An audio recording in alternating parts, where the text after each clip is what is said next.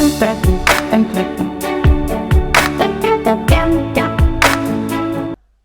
Hello welcome to Vijay சமையல். இன்னைக்கு நம்ம சேனல்ல நம்ம எல்லாருக்குமே ரொம்ப பிடிச்ச மட்டன் பிரியாணி எப்படி பண்ணலாம்னு பார்க்க போறோம். நம்ம இன்னைக்கு இந்த பிரியாணியை வந்து குக்கர்ல பண்ண போறோம். குக்கர்ல பண்ணும்போது மட்டனும் அரிசியும் ஒண்ணா சேர்ந்து வேகிறதுனால அதோட டேஸ்டே வந்து ரொம்ப நல்லா இருக்கும். இந்த பிரியாணியில ரெண்டே ரெண்டு விஷயம் மட்டும் நம்ம கண்டிப்பா ஃபாலோ பண்ணணும். அது வந்து வெங்காயம் தக்காளியும் வதக்கும் போது நல்லா வதக்கணும். அப்புறமா நம்ம போடுற அந்த பிரியாணி மசாலா, அதாவது கரம் மசாலா. பிரியாணி செய்கிறதுக்காக நான் 1 கிலோ அளவுக்கு மட்டன் எடுத்துருக்கிறேன். எப்போவுமே அரிசியை விட மட்டன் வந்து கொஞ்சம் அதிகம் இருந்தால் நல்லாயிருக்கும். அப்படி இல்லைன்னா சம அளவுக்கு எடுத்துக்கங்க. மட்டனை வந்து ஒரு குக்கரில் மாற்றிட்டு அப்புறமா கொஞ்சம் உப்பு போட்டு இதை வேக வைக்க போகிறோம். ஏன்னா பிரியாணி கூட வேகும்போது அரிசி சீக்கிரமாக வந்துடும். ஆனால் வந்து மட்டன் வேகிறதுக்கு லேட் ஆகும். அதனால மட்டனை முதல்ல வேக வச்சுருவோம். இந்த மட்டன் வேகிறதுக்காக நான் 3 கப் அளவுக்கு தண்ணி எடுத்துருக்கிறேன். தண்ணி அரிசி எல்லாமே ஒரே கப்லேயே அளந்துக்கங்க, அப்போ தான் கரெக்டாக இருக்கும். இப்போ இதை நல்லா கலந்து விட்டு ஒரு 6லேருந்து 7 விசில் வர்ற அளவுக்கு வேக வச்சுருவோம். நான் வந்து 1 கிலோ அரிசி எடுத்துருக்கிறேன். இந்த அரிசியை ஒரு வாட்டி அலசிட்டு அரை மணி நேரம் தண்ணியில் ஊற வைக்க போகிறேன். இப்போ பாருங்கள், மட்டன் வந்து ஒரு 6 விசில் வந்துருச்சு. இப்போ மட்டன் நல்லா வந்துருச்சு. இந்த தண்ணி எல்லாமே சேர்த்து தான் நம்ம பிரியாணி பண்ண போகிறோம். இப்போ பிரியாணி செய்கிறதுக்காக நான் ஒரு குக்கர் எடுத்துருக்கிறேன். குக்கரில் தான் இன்றைக்கி பண்ண போகிறோம். குக்கரில் கொஞ்சம் எண்ணெய் ஊற்றிருக்கிறேன். அது கூடவே 2 ஸ்பூன் அளவுக்கு நெய் சேர்த்துக்கலாம். இது எல்லாமே நல்லா சூடாகட்டும். நல்லா சூடானதுக்கப்புறமா நான் தாளிக்கிறதுக்காக 2 துண்டு பட்டை, ஒரு 3 இலை, அப்புறமா ஒரு 4 ஏலக்காய், ஒரு நட்சத்திரப்பூ, ஒரு 5 கிராம்பு எடுத்து வச்சுருக்கிறேன். இதையும் இதில் சேர்த்துக்கலாம். பாருங்கள், எல்லாமே நல்லா பொரிஞ்சு வந்துருச்சு. இதுக்கப்புறமா நான் ஒரு 4 பெரிய வெங்காயத்தை சின்ன சின்ன பீஸாக கட் பண்ணி வச்சுருக்கிறேன். கூடவே ஒரு 3 பச்சை மிளகாவும் கட் பண்ணி வச்சுருக்கிறேன்.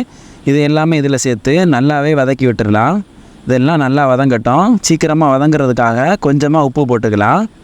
இது வந்து நல்லா வதங்கி ஒரு கண்ணாடி பதத்துக்கு வரணும். அதாவது நல்லா குழஞ்சி வந்ததுக்கப்புறமா இஞ்சியை வந்து பூண்டையும் போட்டு நச்சு வச்சுருக்கிறேன். இது ஒரு 3 ஸ்பூன் அளவுக்கு இருக்கும்.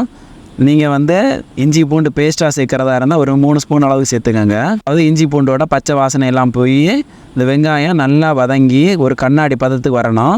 இது ரொம்ப முக்கியம். வெங்காயம் நல்லா வதங்காமல் இருந்துச்சுன்னா நம்ம பிரியாணி சாப்பிடும்போது வெங்காயம் தனியாக கிடைக்கும், அது நல்லா இருக்காது. இங்கே பாருங்கள், வெங்காயம் நல்லா வதங்கிருச்சு. இந்த அளவுக்கு நல்லா வதங்கி வரணும். அதுக்கப்புறமா நான் 2 தக்காளி எடுத்து வச்சுருக்கிறேன். இந்த தக்காளியை சேர்த்துக்கலாம். வெங்காயத்தை விடவும் தக்காளி கொஞ்சம் கம்மியாகவே சேர்த்துக்கோங்க. அதாவது பாதி அளவுக்கு போட்டாலே போதுமானது. இந்த வெங்காயம் தக்காளி ரெண்டுமே நல்லா வெந்து இந்த தக்காளியெல்லாம் நல்லா கரைஞ்சி வரணும். அதாவது நமக்கு வந்து தனியாக கிடைக்கக்கூடாது பிரியாணி சாப்பிடும்போது. அப்படி கிடச்சா அந்த டேஸ்ட்டு வந்து நமக்கு கொஞ்சம் வித்தியாசமாக இருக்கும். நம்ம பிரியாணி சாப்பிட்ட ஃபீலே இருக்காது. இங்கே பாருங்கள், நல்லா குழஞ்சி வந்துருச்சு பாருங்கள். இந்த அளவுக்கு நல்லா குழஞ்சி வரணும். கொஞ்சம் டைம் எடுத்து தீ கம்மியாக வச்சு நல்லா மிக்ஸ் பண்ணிடுங்க. இப்போ இதில் நான் வந்து ஒரு கைப்பிடி அளவுக்கு கொத்தமல்லி போட்டிருக்கிறேன். கூடவே ஒரு கைப்பிடி அளவுக்கு புதினா இலையும் சேர்த்துருக்கிறேன். இது ரெண்டுமே கண்டிப்பாக சேர்க்கணும். புதினா இலை இல்லை அதனால் அது இல்லாமல் வைக்கிறேன்னெல்லாம் ட்ரை பண்ணாதீங்க, நல்லா இருக்காது. கண்டிப்பாக இது 2 சேர்க்கணும். இதையும் சேர்த்து இதில் ஒரு வாட்டி நல்லாவே கலந்து விட்டுருவோம். இது கூடவே நல்லா வதக்கிடுவோம் கொஞ்சம் நேரம். இப்போ இலையெல்லாம் சுருங்கிடுச்சு பாருங்கள். இந்த ஸ்டேஜில் நம்ம என்ன பண்ண போகிறோம்னா மசாலா சேர்க்க போகிறோம். நான் வந்து ஒரு அரை டீஸ்பூன் அளவுக்கு மஞ்சள் தூள் சேர்த்துருக்கிறேன். அப்புறமா காரத்துக்கு ஒரு 2 பெரிய ஸ்பூன் அளவுக்கு மிளகாய் தூள் சேர்த்துருக்கிறேன். நீங்கள் காரத்துக்கு ஏற்ற மாதிரி பார்த்துக்கோங்க. இது கொஞ்சம் காரமாக தான் இருந்துச்சு பிரியாணி. உங்களுக்கு காரம் கம்மியாக போகுதுன்னா கம்மியாக போட்டால் போதும். அப்புறமா நான் 2 டீஸ்பூன் அளவுக்கு நம்மளோட ஸ்பெஷல் பிரியாணி மசாலா போட்டிருக்கிறேன், அதாவது கரம் மசாலா. இந்த பிரியாணிக்கு ரொம்ப முக்கியம் நம்ம அரைக்கிற அந்த பிரியாணி மசாலா தான். அந்த கரம் மசாலா எப்படி செய்கிறதுன்னு ஆல்ரெடி நான் ஒரு வீடியோ போட்டிருக்கிறேன். நீங்கள் அதை பார்த்து அது மாதிரி செஞ்சுக்கலாம். அப்படி இல்லைன்னா வீட்டில் இருக்கிற பட்டை கிராம்பு இதை வச்சு நீங்கள் மசாலா அரைச்சிக்கலாம். இல்லை இது எதுவுமே முடியாது அப்படின்னு நினச்சிங்கன்னா கடையில் இருக்கிற பிரியாணி மசாலா வாங்கி அதில் இருந்து ஒரு 2 ஸ்பூன் போட்டிங்கன்னா இதே மாதிரி இதே ஃப்ளேவரில் நமக்கு பிரியாணி கிடைக்கும்.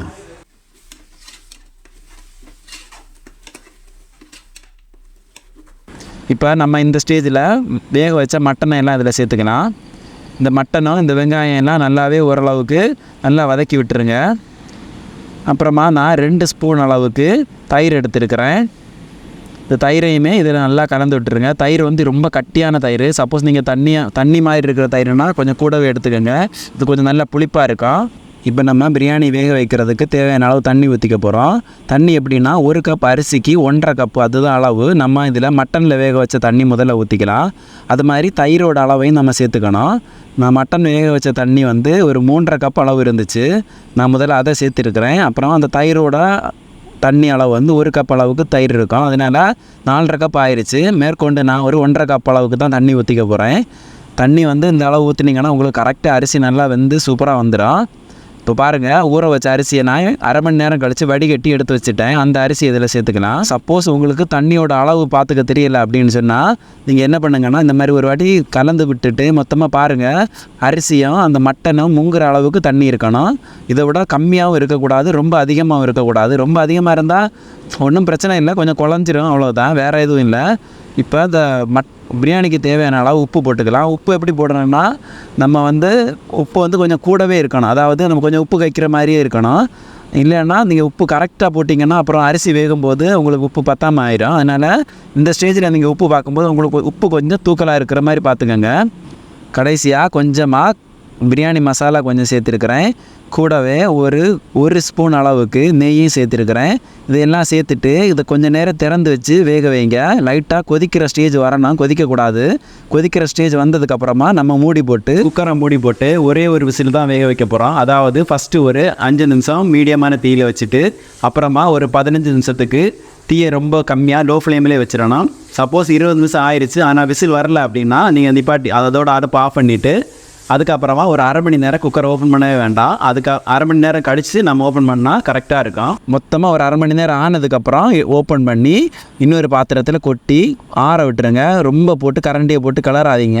இன்னொரு பாத்திரத்தில் கொட்டி அப்படியே மூடி போட்டு அப்படியே வச்சுருங்க. கொஞ்சம் சூடு ஆறட்டும். ஆறுறதுக்கப்புறமா பரிமாறுங்க. அப்போ தான் பிரியாணி வந்து ஒட்டாமல் ஒன்றோட ஒன்று ஒட்டாமல் டேஸ்ட்டும் வந்து நல்லா வந்துடும். அழகாக மசாலா எல்லாம் அதில் பிடிச்சி சூப்பராக வந்துடும். வேறு லெவலில் இருக்கும். அவ்வளோதான் பாருங்கள், வேறு லெவல் டேஸ்ட்டு. அதாவது என்ன சொல்கிறது, பிரியாணினாலே எல்லாருக்கும் ரொம்ப பிடிக்கும். அதில் இந்த தம் பிரியாணி சொல்லவே வேண்டாம். ஏன்னா நம்ம அரிசியும் மட்டனும் ஒன்றா வேகிறதுனால அதோட டேஸ்ட்டு வேறு லெவலில் இருக்கும். அப்புறமா நம்மளோட அந்த பிரியாணி மசாலா, அந்த மசாலா தான் இந்த பிரியாணியோட ஸ்பெஷலு. மற்றவங்க பண்ணுற பிரியாணிக்கு நம்ம பண்ணுற பிரியாணிக்குள்ள வித்தியாசம் இந்த பிரியாணி மசாலா தான். முடிஞ்சால் அந்த மாதிரி மசாலா அரைச்சி செய்யுங்க, சூப்பராக இருக்கும். உங்களுக்கு பிரியாணி டிஃப்ரெண்ட்டாக இருக்கும். பிரியாணி லவ்வருக்கெல்லாம் வேறு லெவல் டேஸ்ட்டில் இருக்கும் பிரியாணி. நீங்களும் பிரியாணி அடுத்த வாட்டி பண்ணும்போது இந்த மெத்தேடில் பண்ணி பாருங்கள், கண்டிப்பாக எல்லாருக்கும் ரொம்ப பிடிக்கும். அவ்வளோதான், என் பிரியாணி ரெடி ஆயிடுச்சு, சூடாக ஆறிடுச்சு, நான் சாப்பிட போகிறேன். இவ்வளோ நேரம் இந்த வீடியோ பார்த்ததுக்கு ரொம்ப நன்றி. வீடியோ பிடிச்சிருந்தா லைக் பண்ணுங்கள், ஷேர் பண்ணுங்கள், மறக்காமல் சப்ஸ்கிரைப் பண்ணுங்கள்.